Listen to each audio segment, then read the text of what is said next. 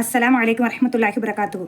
நபி ஸல்லல்லாஹு அலைஹி வஸல்லம் சொல்கிறாங்க, மறுமைக்கு முன்னாடியே உலகத்திலேயே தண்டனையை தரக்கூடிய 2 விஷயம் என்ன அப்படின்னு கேட்டால், ஒன்று வந்து அநீதி, இன்னொன்று என்னன்னு கேட்டால் பெற்றோருக்கு செய்யக்கூடிய நோவினை. இது புகாரியில் பதிவு செய்யப்பட்ட ஹதீஸ்.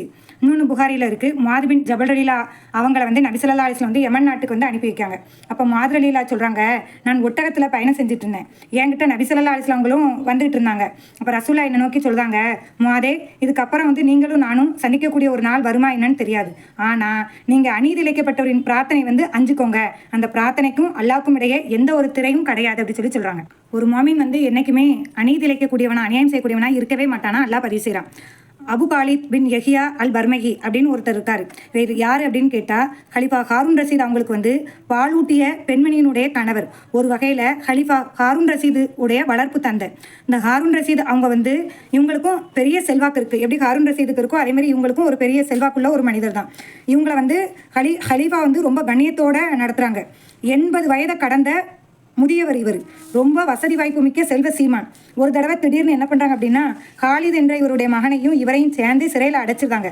அதோடு நிற்கலை, இவங்களுடைய மற்ற குடும்ப உறுப்பினரையும் அனைவருக்குமே மரண தண்டனை கொடுத்துட்டு அவங்க செல்வம் எல்லாத்தையும் எடுத்து பைத்துல் மாலுக்கு வந்து கொடுத்துருக்காங்க. இப்போ எல்லாருமே கேட்காங்க, உங்களுடைய வளர்ப்பு தந்தையிட்ட ஏன் இப்படிலாம் நடந்துக்கிட்டீங்க அப்படின்னு ஹாரூன் ரஷீத் வந்து கேட்காங்க.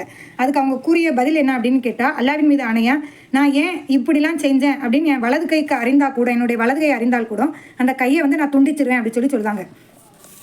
இதில் ஒரு விஷயம் இருக்குது. இந்த இவரையும் இவருடைய மகனையும் ஒன்று போல் வந்து அந்த ஹாரூன் ரஷீத் வந்து ஜெயிலில் வந்து அடைக்காங்க.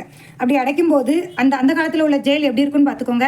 எந்த ஒரு வசதியுமே இல்லாத ஒரு நிலையில தான் இருக்கும், அப்படி தானே? அப்படி இருக்கிற பட்சத்தில் கடும் குளிர் அவங்களால தாங்க முடியாது. அப்போ அவங்க மகன் அந்த காலித் இருக்கார்ல, அவர் என்ன பண்ணுவார் அப்படின்னா, அந்த அபு காலிதுக்கு அவங்க அத்தாக்கு வந்து வெண்ணி சூடு பண்ணணும், காலையில் ஒளி செஞ்சு தொழுவணும் அப்படிங்கிறதுக்காக விளக்கில் வந்து சூடு காட்டி வந்து கொடுப்பாரு. ஒரு தடவை அந்த சிறை காவலர்கள் வந்து அதையுமே அந்த விளக்கை பிடுங்கிட்டு போயிடுவாங்க.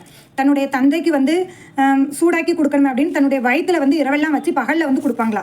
இந்த அளவுக்கு வந்து இறைவனுக்கு புரியுறவங்களுக்கு ஏன் இவ்வளோ தண்டனை அப்படின்னு சொல்லி நம்மளுடைய மனசுலேயே வந்து ஒரு கேள்வி வரும். இது அந்த காலிது அவங்க மகனுக்கும் வந்துச்சு, ஏன் நம்ம இப்படிலாம் கஷ்டப்படுறோம் என்னுடைய தந்தையே அப்படின்னு சொல்லி கேட்கும்போது, அதுக்கு வந்து அந்த தந்தை சொல்கிறாரு, அருமை மகனே, நம்மால் யாரோ அநீதிக்கு உள்ளானவங்க நடுநிசையில் கேட்கப்பட்ட துவா தான், அந்த பிரார்த்தனையுடைய பிரதிபலன் தான் நாம் இப்படி வந்து நிம்மதி இல்லாமல் இருக்கோம்.